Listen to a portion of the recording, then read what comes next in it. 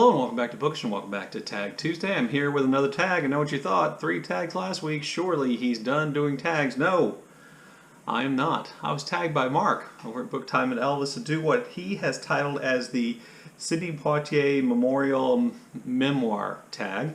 And the tag's original idea came from Faith over at Faith&Books, who really was an admirer of Sidney Poitier, and his death really made her think about a time in which she'd taken a trip and listened to one of his memoirs as an audiobook, how moving she thought that was and how much she admired Sidney Poitier. And so she made a tag. She tagged Mark. Mark applied the name I gave to the tag and then tagged me. And this is the kind of tag that I increasingly am kind of narrowing my focus on. There are really 2 things I like in tags right now.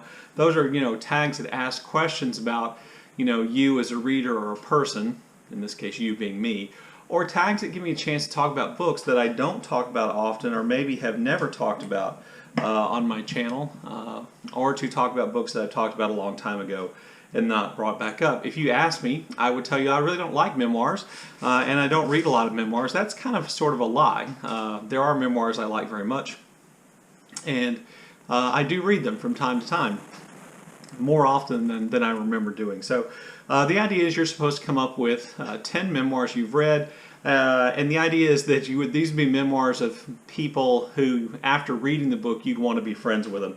Well, I'm going to kind of violate that rule just a little bit with a couple of these choices, but that's the general idea. So the first book I'm going to mention is Dear Friend from My Life, I Write to You and Yours by Yiyun. I read this book 2 years ago, I think, right after Sean the Book Maniac read it, and I thought it was really powerful and moving. Yiyun is an author, born in China, lives in the United States. I can't remember if she writes in Chinese or if she writes in English. I believe she writes in English. Let's see if there's a translator. No translator listed. And this is essentially a memoir of the sources of her mental health issues, her time suffering through mental health issues, and in lots of ways how reading and books, and particularly a friendship with the author William Trevor, helped to kind of get her out of that. Now, I don't necessarily want to be Yiyun Lee's friend.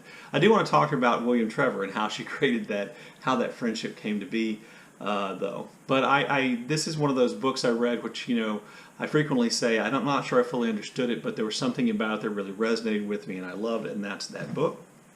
The second book I want to pick, which is also kind of defies what Faith had in mind, is this book called The Story of a Shipwrecked Sailor by Gabriel Garcia Marquez. If you watch my channel, Marquez is one of those authors that I read almost everything that I could get my hands on by, including this nonfiction story of an actual shipwrecked sailor. Now, you should be asking yourself, wow, was Gabriel Garcia Marquez shipwrecked as a sailor? And the answer is no.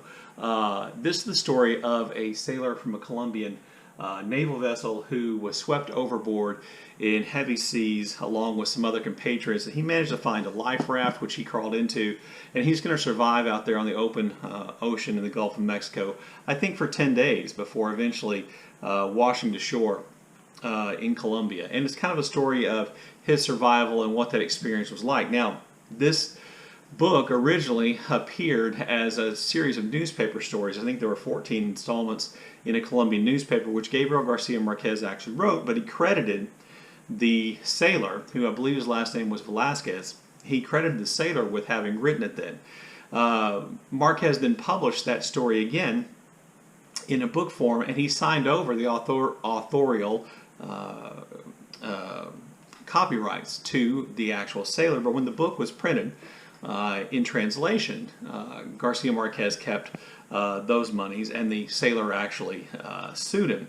So you may be saying, well, is this a memoir of the sailor, or is this because of Gabriel Garcia Marquez? Well, I picked it because Gabriel Garcia Marquez, because even though the story is someone else's story, it's told through Gabriel Garcia Marquez, and I think it kind of picks up elements of Marquez and his point of view, and his style and his thought processes and the time period in which it was set. So I'm going to include it.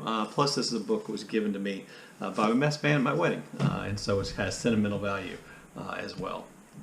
The next book on my list is one that I have a copy of somewhere, but in my bookshelf reorganization, when I moved that shelf from that wall to that wall, somehow I misplaced it. But I want to mention a book I've talked about very frequently recently, and that is A Ghost in the Throat by Doireann Ghriofa. This is a memoir of her struggles with depression, I think related to her identity and to having children, and her obsession with finding out information about the author, the female author of a famous Irish keening poem, and her research and her kind of, desire to kind of salvage that woman's memory in a sense, I think, as a way of kind of reclaiming her own identity. And I just thought it was great, and I would definitely like to be friends with Doireann Ghriofa, and so that would be one that actually qualifies under what Faith had in mind originally.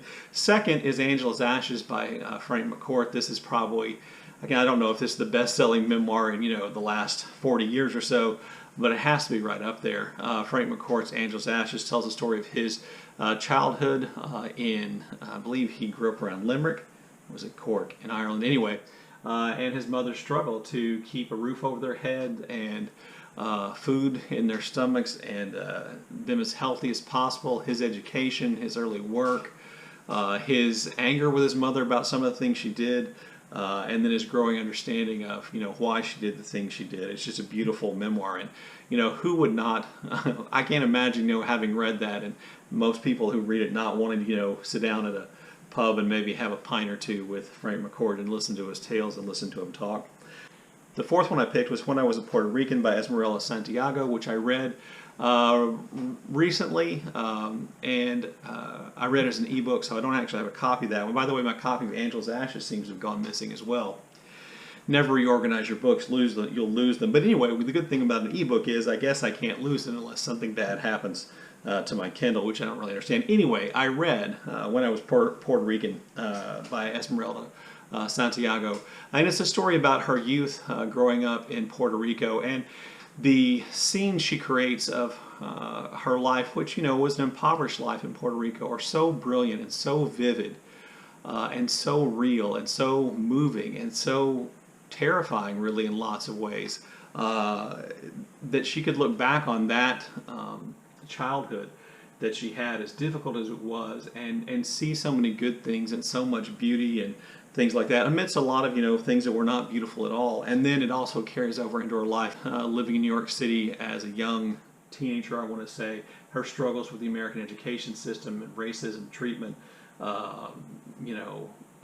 having to live in a violent, dangerous neighborhood. All those things are there. I really thought it was great, and I would be really intimidated to meet Miss Santiago, but definitely somebody who I would count as somebody I would want to be friends with. The next memoir I chose was, it's titled an autobiography, but I'm going to call it a memoir because it only covers a part of his life, and that's Goodbye to All That by Robert Graves. Robert Graves, probably most famous as the author of I, Claudius, and I believe Claudius the God, which is fictionalized stories that tell of the life of Roman Emperor Claudius. But he was also a soldier in World War I who was a young officer, I believe, in the Royal Welsh Fusiliers during World War I, wounded in combat. And this is a memoir and autobiography of his life before the war. It concentrates heavily, of course, on the war and its impact on him, and then kind of his life afterwards.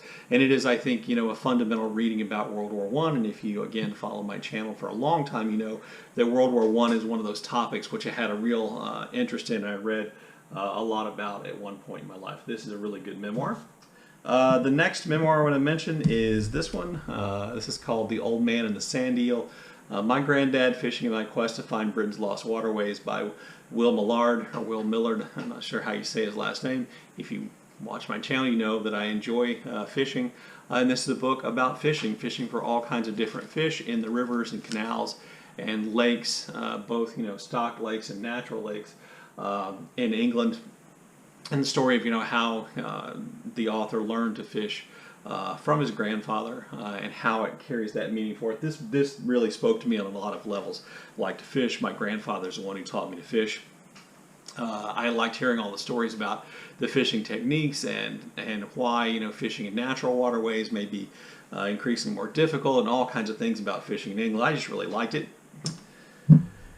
Next is a book I'm not sure I've talked about on my channel, maybe only once, and that is Paris to the Moon by Adam Gopnic. I believe in the mid-90s, I want to say, Gopnic was assigned to be a foreign correspondent for some American news agency living in Paris, and this is a memoir of his time and his family's time living in Paris, and this is one of those books which really made me want to go to Paris. Oh, by the way, so I forgot.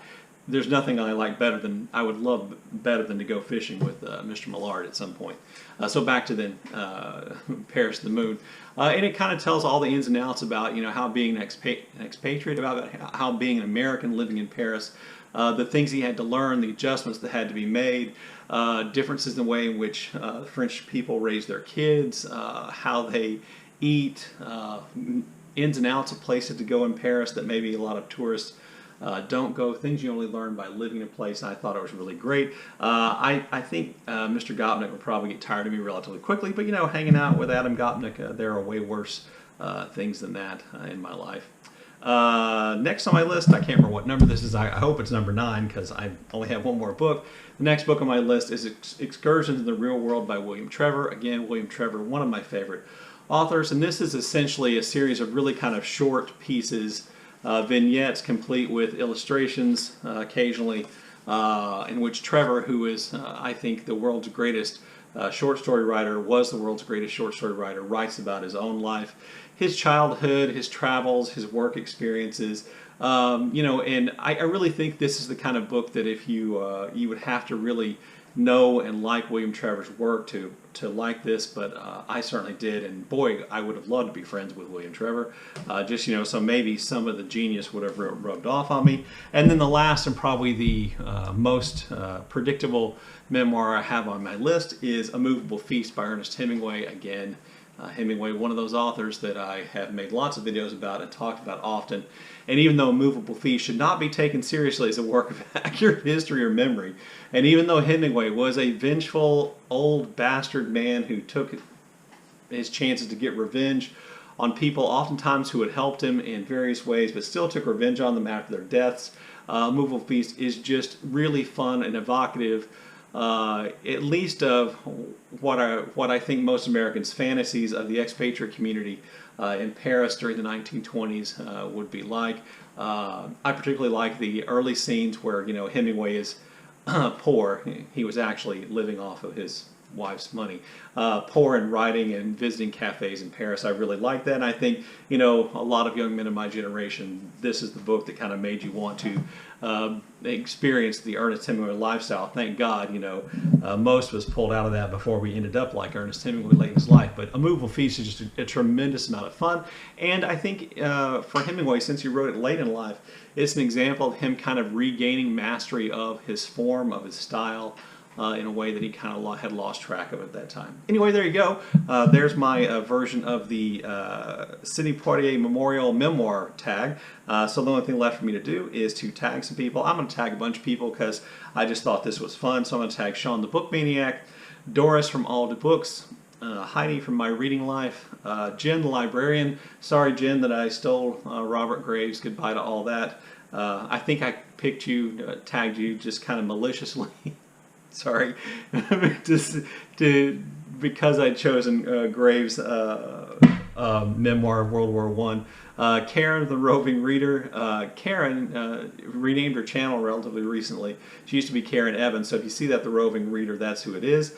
Marilyn Maya Mendoza, who the baby boomer booktuber, who is a memoirist herself. I want to tag her. And finally, Jordan Parsons, a great booktuber who I would love to see answer this question and love to get to know more about his taste in books. Please leave any comments you have in the comment section below, and as always, thank you for watching.